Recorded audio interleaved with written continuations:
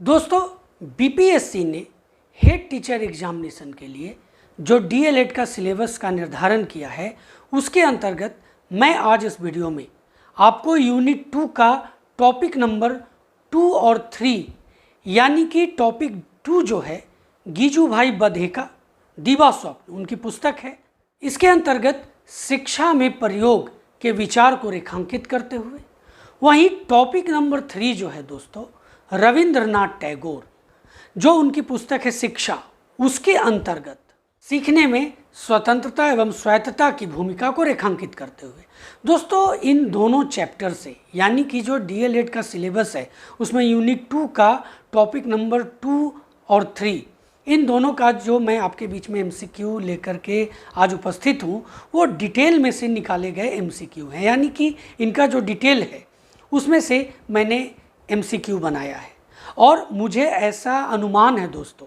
कि आपके आने वाले एग्जामिनेशन के लिए ये मोस्ट इम्पॉर्टेंट होने वाले हैं। तो चलिए ध्यान से एक एक क्वेश्चन को हम लोग देखते हैं।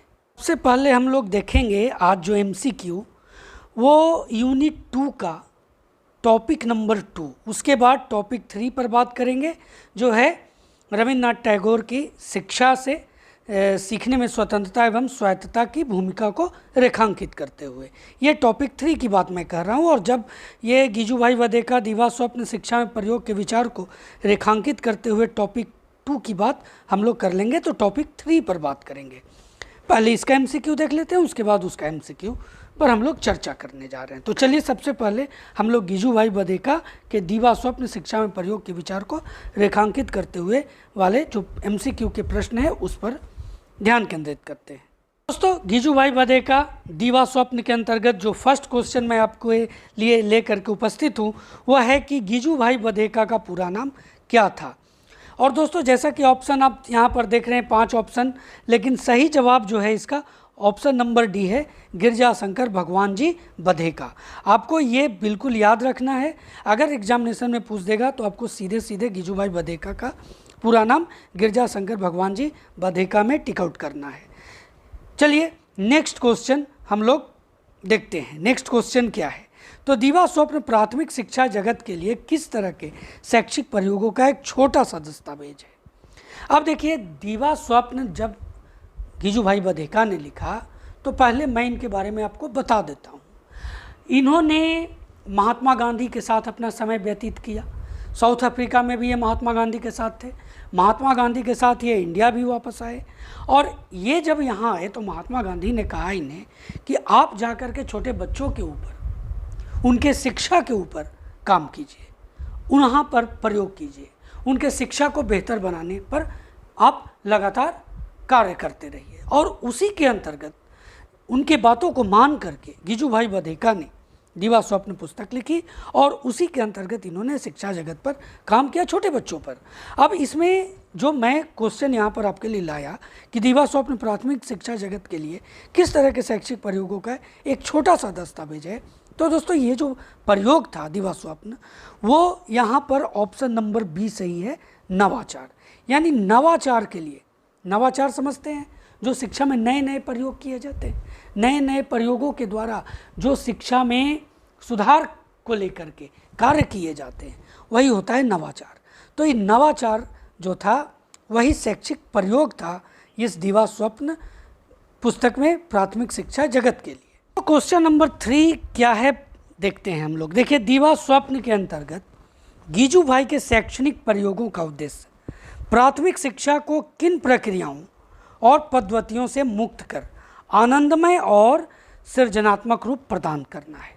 अब देखिए, प्राथमिक शिक्षा के लिए इन्होंने नवाचार किया, तो नवाचार करने के लिए क्या करना पड़ता कि जो परंपरागत प्रक्रिया थे, जो पद्धतियाँ थे, उससे प्राथमिक शिक्षा को मुक्त करवाना था और आनंदमय और सृजनात्मक रूप प्रदान करना था। तो ये प्रक्रिया और पद्धतियाँ क्या थी जिसको मुक्त किया प्राथमिक शिक्षा को दीवा स्वप्न के अंतर्गत गीजूभाई बधेका ने। देखिए यहाँ पर ऑप्शन है रूढ़िवादी, निरस्ता, ये भी होगा, इसे दोनों को मुक्त किया। विद्यालय द्वारा दी जाने वाले अनावश्यक बोझ, इससे भी मुक्त किया। और रटंत शिक्षा शिक्षण पद्धति, ये चारों जो आप देख रहे हैं, रूढ़िवादी, निरस्ता, विद्यालय द्वारा दी जाने वाली अनावश्यक बोझ, रटन शिक्षा पद्धति, इन चारों से प्राथमिक शिक्षा को मुक्त करवाया, ये प्रक्रिया और पद्धतियों से। तो इसका जो सही जवाब होगा वो ऑप्शन नंबर ई होगा, उपयुक्त में से एक से अधिक। तो लेकिन दोस्तों ये आपको चारों याद रखना है, यानी कि रूढ़िवादी, निरस्ता, विद्यालय द्वारा दी जाने वाले अनावश्यक बोझ, रटन शिक्षण पद्धति, इन सबको आपको याद रखना है। नंबर 4 है कि गीजू भाई ने दिवा स्वप्न पुस्तक की रचना किस भाषा में की थी। अब देखिए गीजू भाई तो जो थे वो महात्मा गांधी के साथ रहते थे, और महात्मा गांधी भी गुजरात से बिलोंग करते थे और गीजू भाई बधेका भी गुजरात से बिलोंग करते थे, इसलिए इनकी जो पुस्तक थी वो भी गुजराती में लिखी गई थी। तो ऑप्शन नंबर डी सही जवाब होगा। अब चलिए ये जो दिवा स्वप्न है उसके बारे में जान लेते हैं कि इसकी रचना कब इन्होंने की थी। तो इस पुस्तक की रचना दोस्तों 1932 में की गई थी, और पुस्तक की आवश्यकता को शिक्षा के क्षेत्र में महसूस किया गया। चूँकि ये गुजराती में था इसलिए एक शिक्षाविद, एक लेखक राम नरेश सोनी थे, इन्होंने इसका हिंदी में अनुवाद किया। क्वेश्चन नंबर 5 है कि गीजू भाई बधेका ने किनके सिद्धांतों का गहन अध्ययन किया। यहाँ पर देखिए बहुत ही इम्पोर्टेंट है, ये क्वेश्चन भी आई है, ये आप जान लीजिए। अगर गीजू भाई बधेका से क्वेश्चन आपके एग्जामिनेशन में पूछे जाते हैं तो ये क्वेश्चन तो ज़्यादातर आने का चांस है। तो दोस्तों ये जो क्वेश्चन आप देख रहे हैं कि गीजू भाई बधेका ने किनके सिद्धांत का गहन अध्ययन किया, किंडरगार्टन फ्रोबेल, मॉन्टेसरी शिक्षा पद्धति, प्रश्नोत्तर विधि सुकरात, प्रोजेक्ट विधि किलपैट्रिक, ये सब भी चीज़ें आप याद रख लें, ये इनका है। अगर इससे क्वेश्चन आएगा तो आपको उसमें भी काम आएगा। तो दोस्तों इसका जो सही जवाब है क्वेश्चन नंबर 5 का वो है मॉन्टेसरी शिक्षा पद्धति। इस पर गीजू भाई बधेका ने इसी सिद्धांत पर यानी मॉन्टेसरी शिक्षा पद्धति के सिद्धांतों का गहन अध्ययन किया और उसी पर काम करके इन्होंने दिवा स्वप्न पुस्तक भी लिखी। अब क्वेश्चन नंबर 6 क्या है कि 6 है कि गीजू भाई ने अपने शैक्षिक प्रयोगों को एक काल्पनिक पात्र लक्ष्मी राम के माध्यम से पुस्तक के अंतर्गत कितने खंडों में विभाजित करके प्रस्तुत किया है, यानी कितने खंडों में इसे बांटा है। अब 6 का जो आंसर है दोस्तों ये है ऑप्शन नंबर सी, यानी 4 खंडों में विभाजित किया है। ये 4 खंड भी हम लोग यहाँ पर देख लेते हैं। देखिए प्रथम खंड जो है प्रयोग का आरंभ, द्वितीय खंड जो है प्रयोग की प्रगति, तृतीय खंड है 6 महीनों के अंत में, और चतुर्थ खंड है अंतिम सम्मेलन। अब एक एक करके इसके बारे में थोड़ा बहुत जानकारी हासिल कर लेते हैं। दोस्तों यहाँ पर जो आप प्रथम खंड देख रहे हैं प्रयोग का आरंभ, इसके अंतर्गत मैं आपको बता दूं कि इस खंड के अंतर्गत बाल मनोविज्ञान को समझने का सफल प्रयास किया गया है। बाल मन की इच्छाओं और जिज्ञासाओं को जानकर उसी के अनुसार शिक्षक को क्लास में शिक्षण के लिए शिक्षण नीति तैयार करनी चाहिए ताकि कक्षा शिक्षण को सहज और रुचिकर बनाया जा सके। अब देखिए यहाँ पर द्वितीय जो खंड है वो प्रयोग की प्रगति है। इसमें बालकों के साथ प्रयोग की प्रक्रियाओं को आगे बढ़ाते हुए शिक्षक ने शिक्षा मनोविज्ञान को समझते हुए दोस्तों बालकों में विषयों के प्रति रुचि विकसित करने के लिए, यानी जो विषय है उसके प्रति रुचि विकसित हो जाए, खेल विधि का प्रयोग किया गया है। यानी प्रयोग की जो प्रगति है इसके अंतर्गत खेल विधि का प्रयोग किया गया है रुचिकर बनाने के लिए, और हर विषय के लिए अलग अलग शिक्षण पद्धति का प्रयोग कर दोस्तों विषयों के संदर्भ में समझ विकसित की गई है। विषयों को जितना भी विषय है उसका पुस्तकीय ज्ञान के स्थान पर परिवेशीय ज्ञान के साथ जोड़कर बालकों में अस्थायी और वास्तविक ज्ञान प्रदान किया गया है। शिक्षक ने बालकों को कहानी दोस्तों, चित्र बनाने, नाटक करने आदि रचनात्मक क्रियाओं के अवसर प्रदान करके उनमें विचारों की जो अभिव्यक्ति है, जो सृजनात्मकता है, उसके गुणों को विकसित किया है। जो कक्ष है और खेल के मैदान में शैक्षणिक खेलों द्वारा बालकों में स्वाध्याय, खुद पढ़ना, आत्मीय अनुशासन, उसके बाद करके सीखने के सिद्धांत, स्वच्छता के प्रति जागरूकता, सहयोग की भावना के गुणों को विकसित करने का सफल प्रयास किया है। अब देखिए तृतीय खंड जो है 6 महीनों के अंत में, देखिए, इसके अंतर्गत शिक्षक द्वारा किए गए जितने भी प्रयोग हैं उसका सकारात्मक प्रभाव देखने को मिला।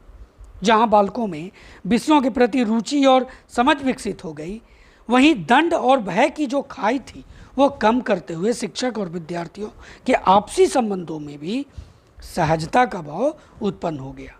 अब देखिए, चतुर्थ खंड जो आप देख रहे हैं, अंतिम सम्मेलन, दोस्तों इसके अंतर्गत शिक्षक के प्रयोग की यात्रा एक सार्थक मंजिल की ओर पहुंच चुकी थी।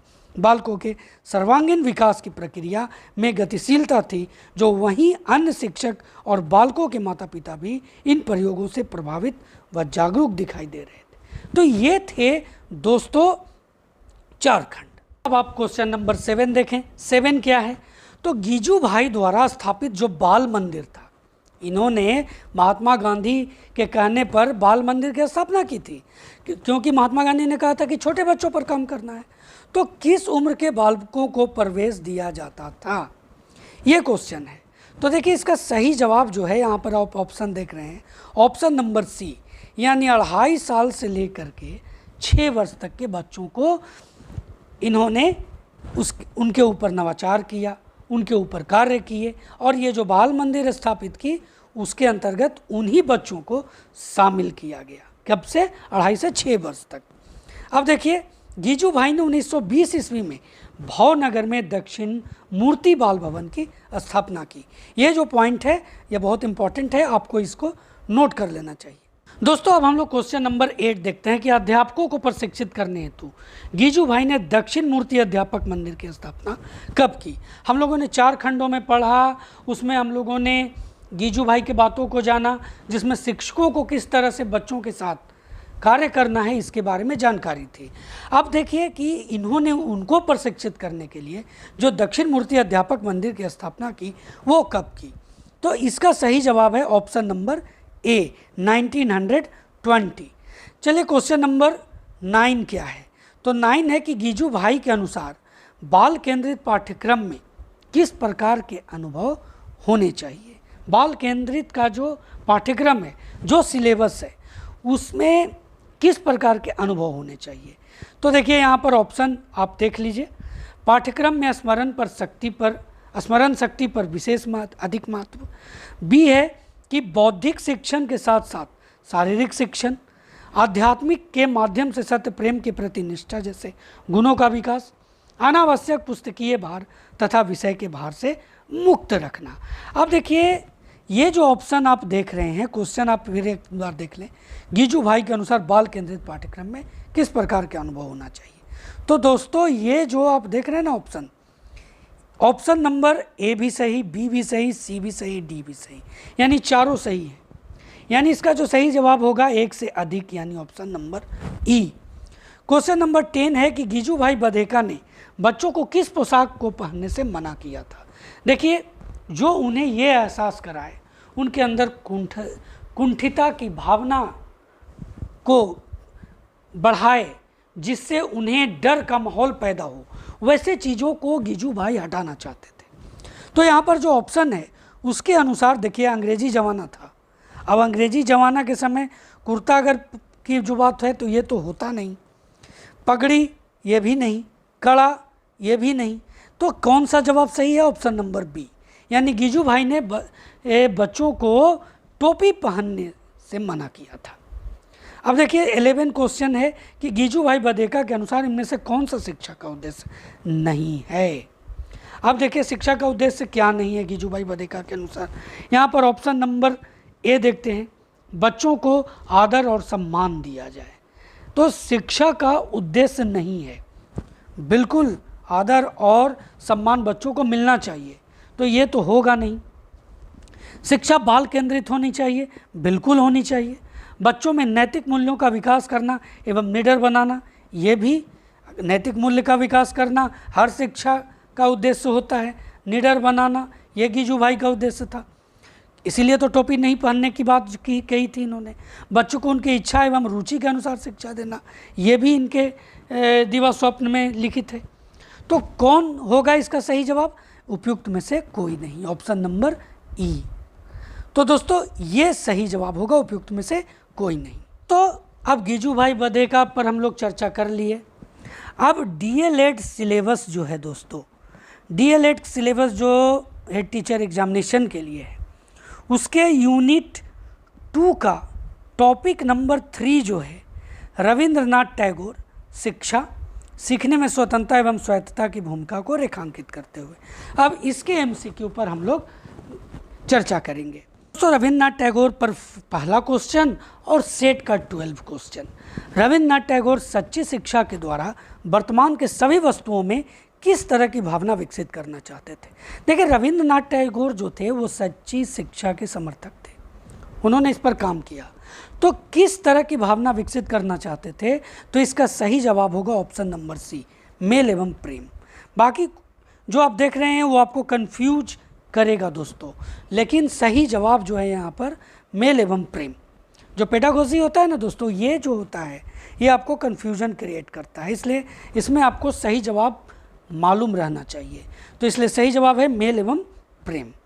अब क्वेश्चन नंबर 13 क्या है, 13 देखते हैं। टैगोर के शिक्षा दर्शन के आधारभूत सिद्धांत क्या हैं। अब यहाँ पर देखिए एक एक ऑप्शन पर हम लोग ध्यान देते हैं। बालक की शिक्षा मातृभाषा में होनी चाहिए, बिल्कुल होनी चाहिए। बालक की शिक्षा मातृभाषा में होनी चाहिए। शिक्षा दर्शन जो टैगोर के शिक्षा दर्शन थे उसके सिद्धांत थे। शिक्षा प्राप्त करते समय बालक को स्वतंत्रता मिलनी चाहिए। इन्होंने भी अपने पुस्तक शिक्षा में इस बात का जिक्र किया है। बालकों की शिक्षा नगरों से दूर प्रकृति की गोद में होनी चाहिए, ये बात इन्होंने कही है। बालक को प्राकृतिक वातावरण में स्वतंत्रता पूर्वक स्वयं करके सीखने का अवसर मिलना चाहिए। ये चारों पॉइंट को आप नोट कर लें, ये टैगोर के शिक्षा दर्शन के आधारभूत सिद्धांत है। इसलिए यहाँ पर जो सही जवाब होगा ना, ऑप्शन नंबर ई होगा, उपयुक्त में से एक से अधिक। क्वेश्चन नंबर 14 है कि इनमें से कौन सी कहानी रविंद्रनाथ टैगोर द्वारा रचित नहीं है। ध्यान दीजिए, आपको रविंद्रनाथ टैगोर द्वारा रचित जितनी भी रचनाएं हैं उसके बारे में एक बार जानकारी हासिल कर लेनी चाहिए। यहाँ पर 3 ऑप्शन जो हैं वो रविंद्रनाथ टैगोर को फॉलो करते हैं, उनके रचनाओं को फॉलो करते हैं। तो मैं आपको बता दूं कि इसमें काबुली वाला रविंद्रनाथ टैगोर की रचना है।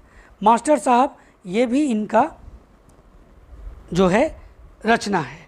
उसके बाद पोस्ट मास्टर ये भी रविंद्रनाथ टैगोर द्वारा लिखित कहानी है। कौन नहीं है, कफन नहीं है। कफन जो है दोस्तों ये प्रेमचंद द्वारा रचित कहानी है, इसलिए सही जवाब ऑप्शन नंबर डी होगा। क्वेश्चन नंबर 15 है कि टैगोर का पाठ्यक्रम कैसा रहा है। यहाँ ऑप्शन 5 हैं, 3 आपकी स्क्रीन पर नजर आ रहा है, 2 देखिए नीचे है। तो टैगोर का पाठ्यक्रम कैसा रहा है। अब देखिए यहाँ पर ऑप्शन है, उसके अनुसार टैगोर का जो पाठ्यक्रम है दोस्तों वो ना विषय प्रधान है ना अर्थ प्रधान है, वो है क्रिया प्रधान, वो है क्रिया प्रधान, ना वो चरित्र प्रधान है, वो सिर्फ क्रिया प्रधान है। इसलिए इनका जो सिलेबस है वो क्रिया प्रधान है, आपको ये याद रखना होगा। क्वेश्चन नंबर 16 है, 30 क्वेश्चन है टोटल और आपके लिए बहुत ही महत्वपूर्ण है। तो 16 नंबर जो है दोस्तों, टैगोर के अनुसार शिक्षा तभी अपने मूल उद्देश्य की प्राप्ति कर सकती है जब पाठ्यक्रम में विभिन्न पक्षों को स्थान दिया जाए। ये निम्नलिखित में कौन उन पक्षों में शामिल नहीं है। अब देखिए, शारीरिक मानसिक ये दोनों होगा, ये होगा शारीरिक मानसिक भी होगा, भावनात्मक नैतिक भी होगा, सामाजिक आध्यात्मिक भी होगा। अब ये काल्पनिक और राजनीतिक है, ये नहीं है। यानी जो पक्ष हैं पाठ्यक्रम के उसमें इसे स्थान नहीं दिया गया है, काल्पनिक और राजनैतिक को। क्वेश्चन नंबर 17 है, रविंद्रनाथ टैगोर ने पाठ्यक्रम में विषयों के साथ साथ विभिन्न क्रियाओं तथा पाठांतर क्रियाओं को सम्मिलित किया गया। निम्नलिखित में से कौन एक पाठांतर क्रिया है। पाठ्य सहगामी क्रिया को दोस्तों ध्यान दीजिए, पाठ्य सहगामी क्रियाओं को आप पाठांतर क्रिया कहते हैं। तो ये जो 17 क्वेश्चन है इसका जो सही जवाब आपके सामने मैं बताने जा रहा हूँ, ये देखिए कौन सा है। तो ये है ऑप्शन नंबर डी, न भ्रमण होगा, न अभिनय होगा, नाजायज घर के लिए वस्तुओं का संग्रहण होगा। सही जवाब होगा ऑप्शन नंबर डी, समाज सेवा। समाज सेवा जो है ये पाठांतर क्रिया है, ये पाठ सहगामी क्रिया है। अब देखिए विषय क्या क्या थे वो मैं आपको बता दूं। इनके अनुसार क्रियाएं क्या क्या थी और पठांतर क्रियाएं यानी एक्स्ट्रा करिकुलर एक्टिविटीज़ जो थे वो क्या क्या थे। तो देखिए, विषय इतिहास, भूगोल, विज्ञान, प्रकृति विज्ञान, साहित्य, ये थे विषय। अब क्रियाओं के बारे में देखते हैं तो बागवानी, भ्रमण, अभिनय, ड्राइंग, क्षेत्रीय अध्ययन, प्रयोगशाला कार्य, अजायब घर के लिए वस्तुओं का संग्रह, ये इनका क्रियाएं हैं। और पाठांतर क्रिया यानी पाठ्यसागामी क्रिया जो है वो समाज सेवा, छात्र शासन और खेलकूद आदि। तो ये है क्वेश्चन नंबर। अब 18 के तरफ बढ़ते हैं। 18 है कि टैगोर के लिए, टैगोर के विचार से शिक्षण विधि किन तथ्यों पर आधारित होनी चाहिए। अब देखिए, शिक्षण विधि, ध्यान दीजिए, शिक्षण विधि किन तथ्य या तथ्यों पर आधारित होना चाहिए। यहाँ पर आप देख लें, यहाँ पर ऑप्शन के अनुसार मैं आपको बताता हूँ। देखिए, जीवन के वास्तविक परिस्थितियाँ, इन तथ्य पर आधारित होना चाहिए शिक्षण विधि, बिल्कुल होना चाहिए। ये किसका कहना है? टैगोर का कहना है। समाज के वास्तविक जीवन, ये भी होगा। प्रकृति के वास्तविक तथ्य, ये भी है। प्रकृति पर आधारित, ये भी है। प्रकृति पर तो काम ही किया टैगोर ने अपने इस पुस्तक शिक्षा, जो आपको जो चैप्टर है दोस्तों, इसके अंतर्गत शिक्षा। तो और इसका सही जवाब है ऑप्शन नंबर ई, उपयुक्त में से एक से अधिक। क्वेश्चन 19 है कि टैगोर के अनुसार शिक्षण पद्धति निम्नलिखित में से कौन कौन से हैं। अब 19 में देखते हैं। देखिए, यहाँ एक एक चीज़ को आपको नोट करना है। तो ये ध्यान रखना है कि शिक्षण पद्धति में कौन कौन से पद्धतियाँ हैं, इस पर अब बात करते हैं। तो देखिए, टैगोर के अनुसार शिक्षण जो पद्धति है, तो शिक्षण पद्धति वास्तविकताओं पर आधारित होनी चाहिए, बिल्कुल सही है। शिक्षण विधि जीवन से पूर्ण होनी चाहिए, ये टैगोर के अनुसार है। स्वप्रयास, स्वचिंतन द्वारा सीखना, ये है। क्रिया एवं भ्रमण द्वारा सीखना, क्रिया के बारे में तो मैंने अभी आपको ऊपर ही बताया। तो ये जो सही जवाब है उपयुक्त में से एक से अधिक, ऑप्शन नंबर इसका भी जवाब होगा ई। क्वेश्चन नंबर 20 है कि टैगोर के अनुसार अनुशासन का क्या तात्पर्य है। अब देखिए, यहाँ पर ऑप्शन के अनुसार देखें तो सही जवाब जो है दोस्तों वो है स्वाभाविक अनुशासन। यानी टैगोर के अनुसार अनुशासन का जो तात्पर्य है ऑप्शन नंबर ए, स्वाभाविक अनुशासन है। अब है सर्वोत्तम शिक्षा हुआ है जो हमें केवल सूचना ही नहीं देती बल्कि संपूर्ण दृष्टि से हमारे जीवन का सामंजस्य स्थापित करती है। यह किसका कथन है दोस्तों? हम लोग बात कर रहे हैं किसका? रविंद्रनाथ टैगोर का। तो इसका सही जवाब जो होगा वो रविंद्रनाथ टैगोर होगा। तो यहाँ पर आपको जो याद रखना है, ये इनका जो कथन है उसको, कि सर्वोत्तम शिक्षा वह है जो हमें केवल सूचना ही नहीं देती बल्कि संपूर्ण दृष्टि से हमारे जीवन का सामंजस्य स्थापित करती है। इसे आप नोट कर लें। क्वेश्चन नंबर 22 क्या है? रविंद्रनाथ टैगोर ने अपनी शिक्षा प्रणाली में सब प्रकार की स्वतंत्रता पर बल दिया है। यहाँ कर लेंगे, इसे बल कर लेंगे, बल दिया है। निम्नलिखित में से कौन सी स्वतंत्रता उसमें सम्मिलित नहीं है? अब देखिए, जो जो सम्मिलित है वो आपको याद रखना पड़ेगा। तो यहाँ पर जो सही जवाब है दोस्तों वो ऑप्शन नंबर डी है, भाग्य एवं रूढ़िवादिता। ये इनका स्वतंत्रता में, जो शिक्षा प्रणाली में इन्होंने स्वतंत्रता प्रदान की, उसके अंतर्गत नहीं है। क्या है? तो संकल्प तथा ज्ञान, ज्ञान एवं भक्ति, बुद्धि एवं कर्म, ये इनके शिक्षा के स्वतंत्रता के अंतर्गत सम्मिलित हैं। क्वेश्चन नंबर 23, टैगोर ने अपनी शिक्षा योजना में महत्वपूर्ण स्थान दिए हैं। उन्होंने शिक्षक को विद्यार्थियों को शिक्षा प्रदान करने हेतु जिस तरह के दिशा निर्देश प्रदान किए हैं, निम्नलिखित में कौन सम्मिलित नहीं है? तो शिक्षा योजना में जो महत्वपूर्ण स्थान दिए उसके अंतर्गत जो शिक्षक को दिशा निर्देश दिए हैं, कौन सम्मिलित नहीं है? यहाँ पर ऑप्शन देख लेते हैं दोस्तों। यहाँ पर ऑप्शन एक एक करके हम लोग देखते हैं। तो पहला क्या है वो हम लोग चर्चा करते हैं। देखिए, शिक्षक बालक की पवित्रता में विश्वास करते हुए उसके साथ प्रेम तथा सहानुभूतिपूर्ण व्यवहार करे। देखिए, ये जो जवाब आप देख रहे हैं वो बिल्कुल सही है, ये सम्मिलित है।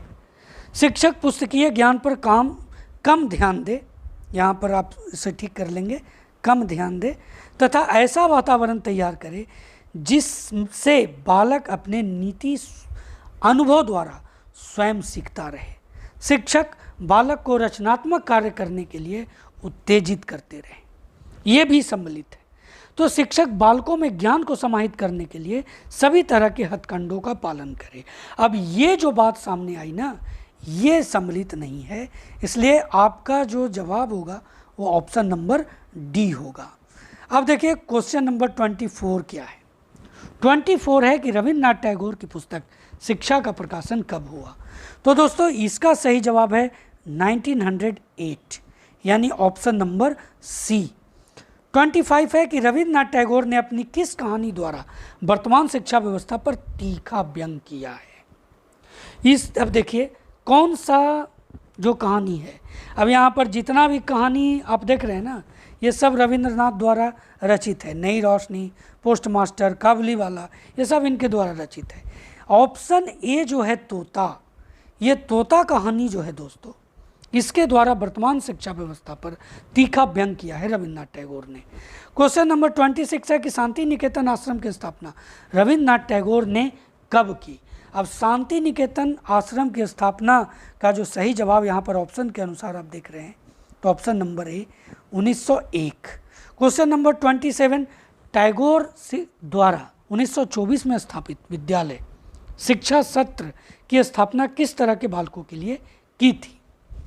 अब यहाँ पर ऑप्शन है प्रतिभावान बालकों के लिए, अनाथ व गरीब बालकों के लिए, पदाधिकारियों के बालकों के लिए, संपन्न एवं धनी वर्ग के बालकों के लिए, उपयुक्त में से कोई नहीं, उपयुक्त में से एक से अधिक। तो दोस्तों 27 का जो सही जवाब है वो ऑप्शन नंबर बी है, अनाथ व गरीब परिवार के बालकों के लिए। ये सही जवाब है option number B. Question number 28 जो है दोस्तों, पारंपरिक शिक्षा को चुनौती देने के लिए शांति निकेतन विद्यालय का विस्तार विश्व भारती विश्वविद्यालय में कर दिया गया। ये कब किया गया। तो इसका सही जवाब है 1921 यानी option number D. Question number 29 है कि रविन्द्रनाथ टैगोर ने शिक्षण विधियों में सर्वोत्तम विधि किसे माना है। अब देखिए यहाँ पर 29 में उन्होंने प्रश्नोत्तर विधि भी कही है, अपनी जो शिक्षण विधि के अंतर्गत बात किया है, प्रश्नोत्तर विधि को भी रखा है, क्रिया विधि को भी रखा है, स्वानुभव विधि को भी रखा है, लेकिन जो उन्होंने सर्वोत्तम विधि बताई है वह है भ्रमण के समय पढ़ना, यानी option number D. Question number 30 है दोस्तों, रविन्द्रनाथ टैगोर को नोबेल पुरस्कार किस पुस्तक के लिए प्राप्त हुआ। अब इसका जो सही जवाब है ना वो है option number D, Gitanjali. Gitanjali के लिए 1913, कहीं कहीं आपको 12 भी देखने को मिलेगा, मतलब 1913 ईस्वी में इस पुस्तक के लिए इन्हें नोबेल प्राइज से पुरस्कृत किया गया था, साहित्य के लिए इन्हें मिला था। तो दोस्तों ये थे 30 क्वेश्चंस का एमसीक्यू डीएलएड सिलेबस का यूनिट 2 का टॉपिक नंबर 2 और 3 का। अब नेक्स्ट वीडियो में मैं आपके लिए अगला टॉपिक लेकर के उपस्थित रहूँगा और उसका एमसीक्यू ही अभी बता रहा हूँ और इस तरह से बताने की कोशिश भी कर रहा हूँ कि आपको किसी तरह का कन्फ्यूजन ना रहे।